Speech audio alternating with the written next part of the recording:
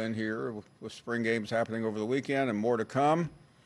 The Brat rejoins the program, Michael Bratton. Michael, good afternoon. And I want to get to your thoughts on the spring, but I'm looking at my phone over the weekend and I see your name pop up.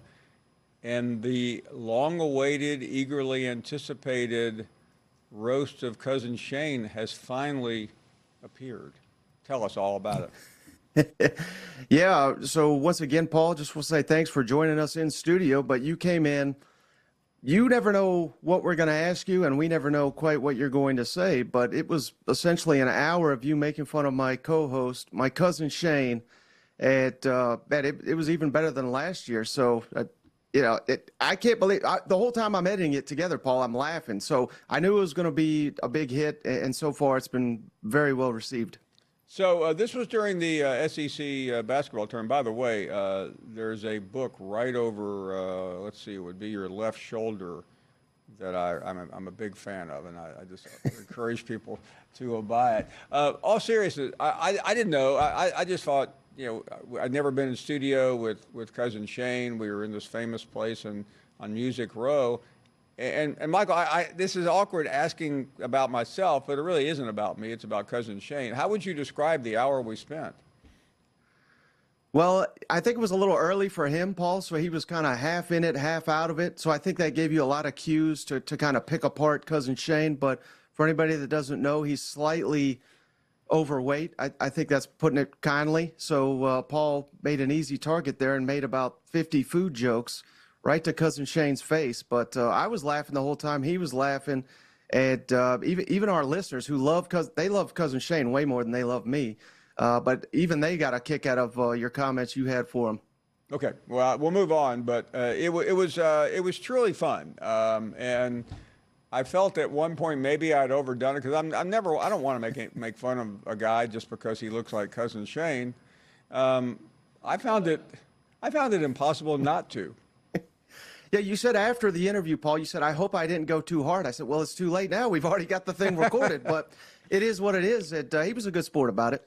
Let's get to college football as opposed to myself and you, which we find more interesting, but the audience likely does not. So let's start with the prosaic, basic SEC podcast type questions that you would be asking normally, like, who do you like this spring? Who's looking good? I mean, ultimately, what's this coming football season all about?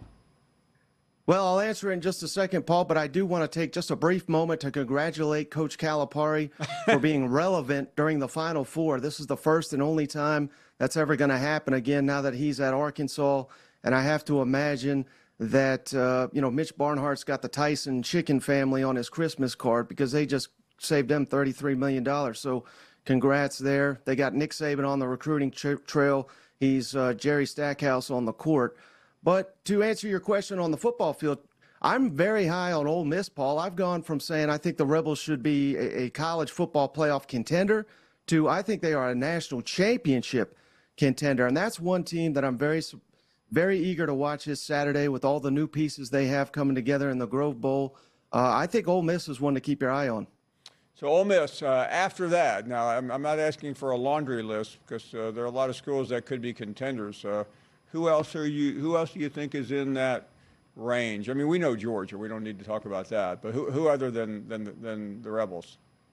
Yeah, and another one to keep your eye on, Paul, and it's comical to me to how many people hate this team now. They've had 1 year essentially of being relevant under their head coach Eli Drinkwitz, but I think Missouri is in line for an even better season than what they just had. They just won 11 games, just whipped Ohio State in the bowl game.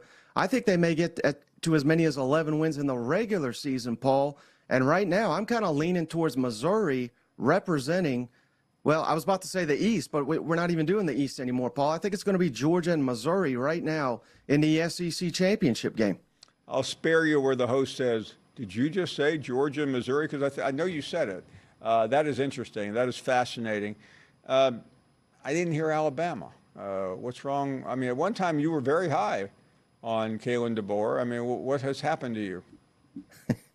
Well, yeah, then he started his tenure down there in Tuscaloosa, Paul. So, I think Alabama's going to be fine, but not in the regards that they're used to. I mean, I think a 9-win season would be a great debut for Kalen DeBoer's Crimson Tide, but is that going to cut it in this 12-team playoff model? I mean, I think I've told you before, I see as many as 4 losses on the schedules. We're just looking at it Brad, here. Let's not start this again, please. I mean, they're not going to be competitive against Georgia, even though that's in Tuscaloosa. At Tennessee is a loss. I just talked up Missouri. They're going to beat them. And then give me at LSU. So 8-4 is probably what we're looking at, which is that's a fine debut for a coach that has no SEC experience. But I don't quite think the wheels are going to fall off. But this ain't Nick Saban's Alabama. Larry from Shelby on line 1. I mean, you just got through saying the September 28th game against Georgia is not going to be competitive.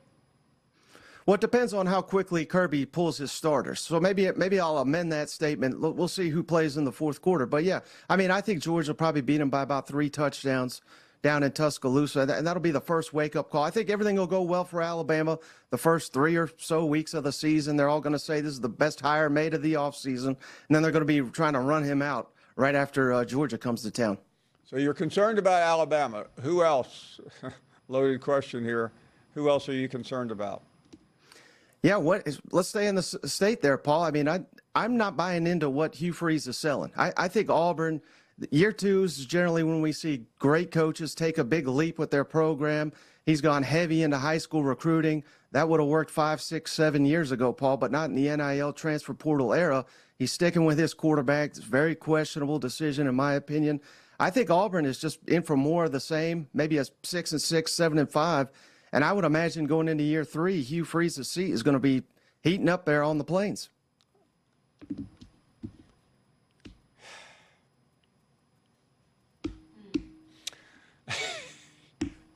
Let's get to the newbies. Oklahoma and Texas. Where do you stand on those two? Yeah, I'm trying to figure out why everyone's so high on Texas, Paul. I mean, they have the highest over-under win total tied with Georgia of any team in the SEC, and I'm not buying that.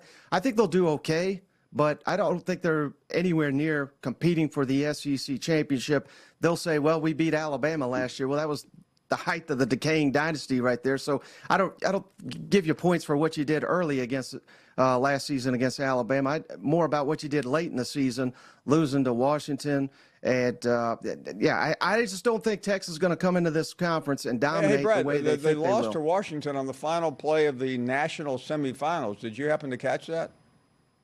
Yeah, but it took about 20-point rally to get to that point, Paul. I mean, they should have steamrolled that Washington team. So I'm just very dubious that Steve Sarkisian can come in here and have an elite football program. Again, they've done it once, Paul. Can they do it 8 times next season? I don't think so. But I think Oklahoma, I think they're going to be a lot better than people anticipate. I think they're going to come in ready to play, win 8 or 9 football games. So you said you were dubious of Texas. It sounds like you've been smoking a few doobies while getting ready for this appearance. Brad, before you go, and the audience just cheered, I know in Alabama, let's talk about one of your favorite subjects, Billy Napier at Florida. Well, Paul, I mean, I truly do believe. I mean, this has got to be the year, right? He's claiming we're deeper than ever. We have more experience than ever. And I know everyone wants to talk about the schedule with the Florida Gators, Paul, and yes, it is brutal, but it sets up well to get off to a hot start. Now, I'd say that, but they play Miami in the opener in Gainesville. They host Texas A&M. I believe that's week 3. You win those 2 football games, you're going to be 5-0 heading into the heart of conference play. And I think there's a real opportunity to have some momentum. Florida, they could surprise some people this year, win 6 or 7 football games. But if they lose to Miami, if they lose to Texas A&M, I mean, we got to kick Billy to the curb before October gets here. And maybe we've got an interim coach that can save this program because I just don't know. This is the year. Billy Napier's saying it, and I'm not quite sure I'm buying it. I do think they can surprise, but it's just sad that we're sitting here year 3 of the Florida Gators and saying 6, maybe 7 wins. That'd be one of the biggest surprises in all the SEC. I grew up, Florida was competing for championships. Now they're just competing for, 13th or 14th best team in the SEC. Speaking of that, you're a Tennessee person. What about the Vols? Yeah, I think Tennessee's going to be great, Paul. Of course. I mean, I think they're legitimate college football playoff contenders with Nico coming in. I think he's going to be one of the biggest breakout stars in all of college football. They've got one of the best defensive prospects for the upcoming 2025 NFL draft in James Pierce. I think Tennessee, how they've attacked the transfer portal as well to ensure that they have weapons around Nico. They've gone heavily invested in the offense and the defensive line via NIL. This is a team set up to win 10 or 11 games this year. Now, again, that Florida game, I just got done trolling Billy Napier. I mean, if you can't beat Florida, I don't know if Josh Heupel, it may be a one-hit wonder if they can't beat the Florida Gators in Neyland Stadium. That's like a game that'll define a coaching career. I really do think. And once they beat Florida, they'll turn around and smoke Alabama. But we've always thought that Tennessee was going to beat Florida in Neyland Stadium, and yet it very rarely happens. Michael Braden trashing Auburn and Alabama. Michael, I don't know if you have an agent or not. I was thinking about leaving this industry and going into that, but I got a couple of appearances I'd like to book you in Alabama if you're willing to sign up with me. Yeah, can you get me a bodyguard, please? That would come with the appearances. I think you might need more than one. Michael Bratton from that SEC podcast joining us right here. Always truly remarkable to see him. We head to the break right now. We have your phone calls, and I'm sure they'll be interesting the rest of the way.